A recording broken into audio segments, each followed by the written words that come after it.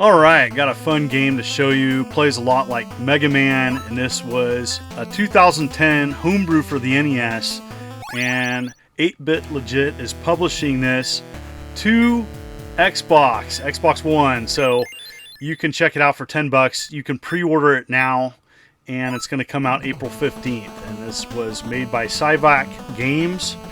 And here's the manual, and here's you got some artwork that you can have on the sides of the game when you play this. It's got the 4:3 aspect ratio, and it does include the manual. Just want to say thanks for watching my videos. If you like what you see, make sure to hit that like and subscribe button.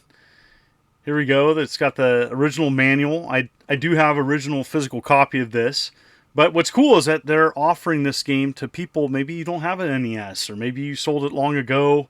Very cool that they're offering this on a modern platform. So whatever Xbox you got, Xbox One, Xbox Series S or X, you can check this out. And it's awesome. Over 500 different screens, 8 bosses, very difficult, lots of different options to set this up. I'm playing the arcade mode. There is a story to it. I thought I'd jump right in and show you some gameplay. But as you notice, it does look and play a lot like Mega Man. This was a groundbreaking homebrew coming out in 2010. As you know, it really kind of set the bar pretty high for what could be done for aftermarket games for the NES. There is continue points. You do have to screenshot your passwords if you want to continue where you left off. I do need to mention that. But yeah, so you get different power-ups as you progress in this game. As you beat bosses, you do get power-ups and find different items. There's branching paths, so there is a little bit of a Metroid aspect to it, but really it's gonna play a lot like a Mega Man. So lots of familiar enemies or enemy types that you are used to playing a classic NES game. But yeah, it's a fairly challenging game. Unlimited lives, and you just continue where your last save point is, and continue points as they're called. There's several continue points along the way. I'm just going to show you up to the second boss, and you can see how good I do. It does mark how many times you've died in the game. There's several hundred screens, so it's a lengthy game, a lot of fun, and definitely worth that price point of 10 bucks. They even made this for Famicom, I do believe, on Famicom cart, so it's nice to see that. I'm not doing too good here. Oh, okay. So you die, it shows your death count, gives you password. You continue from your last continue point. I'm playing this on normal. First boss, pretty easy.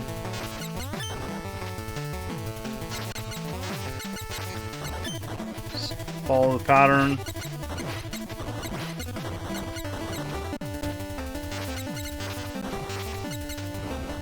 Take that. Alright. First boss down.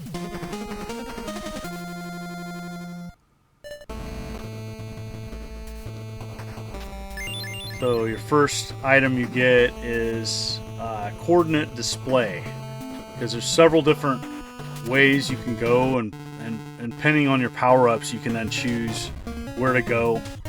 Like I can go down or I can go over here. Well, I'm going to go over here because there's a continue point. Save often. Yes. Now we'll go down.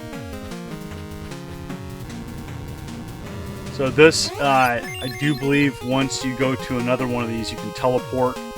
So there is some backtracking in the game to go to the various bosses and stages. That's why that coordinate power-up is helpful. It's to track where you're at.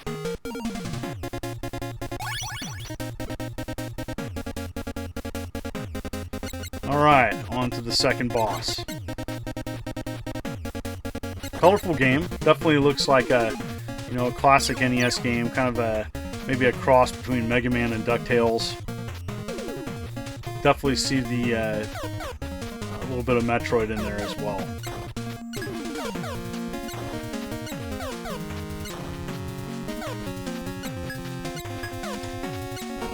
over 30 different enemies.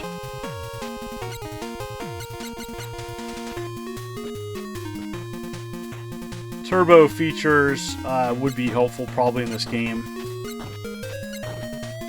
I'm just playing on a standard controller, but turbo definitely would probably help.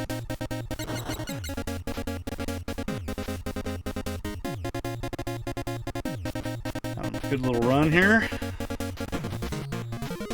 These snails can be annoying, so it's just timing. You know, you have to initiate when the enemy sees you, and then evade, and then fire. So sometimes it's just finding out the enemy patterns.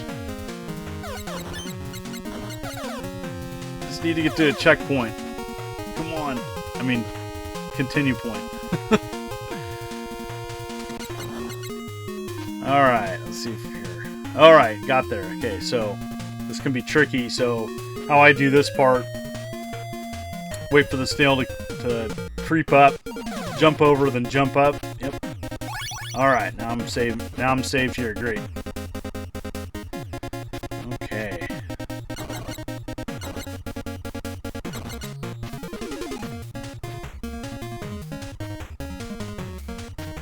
Pretty challenging game.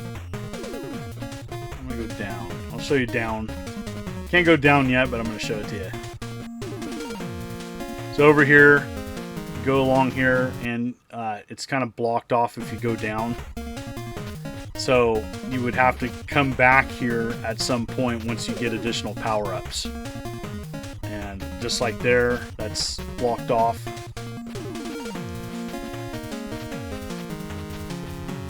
You go over, it's back there, so I'm going to go up. Right. Let's go up.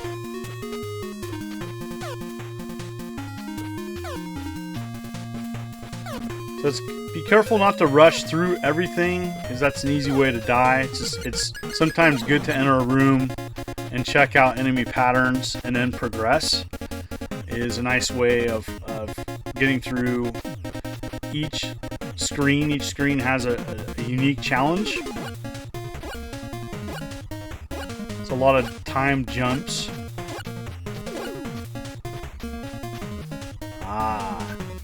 Those definitely are Mega Man, taking you back to this.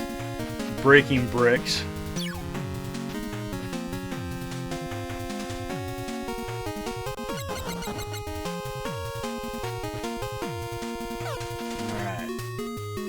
One thing is your shots can go through things, and so right here you typically wouldn't think about shooting across, but that's a way of taking out that eyeball enemy.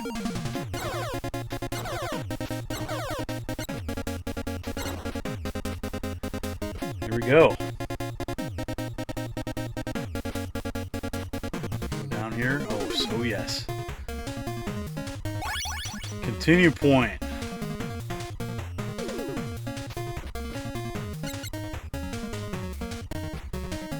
To go down.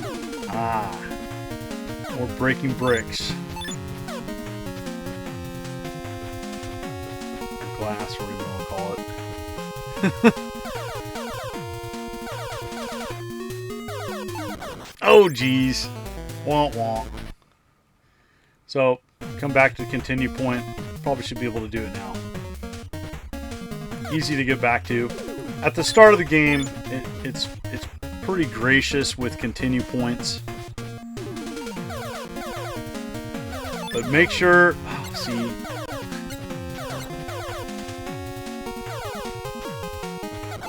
oh, okay, quickly back, and it passes. Having the unlimited lives too from a continue point is helpful. You know, it's one frustrating thing. You're playing a game and it's a tough area and you only have so many tries. Some people love that. I think that's the gracious part about this game is having unlimited lives. It's challenging. It is a very challenging game, but you can having unlimited lives makes it doable. I like myself some platforms, especially aftermarket games. Happy to give games such as this attention on my channel, You know, there's a lot of people that, you know, like these types of games. You know, indie sales are up. You know, there's a lot of people that appreciate these types of games. They don't get the attention. They don't have the budget to typically get the word out about them. They sometimes get buried because many of these indie games are being released all the time. And sometimes these releases can get buried with AAA titles. And so I'm happy to, when I can, to show you some of these independent releases that you may not know about. Or maybe you knew about Battle Kid and didn't know it's on Xbox now. But yeah, it's coming out April 15th, $10. Make sure to hit that like and subscribe button and click the bell as I'm uploading videos every week. So here we go. Got to the plant boss. Can be challenging. Shoots out thorns, and then the arm comes up from the ground. Let's see if I can do here. Not looking too good.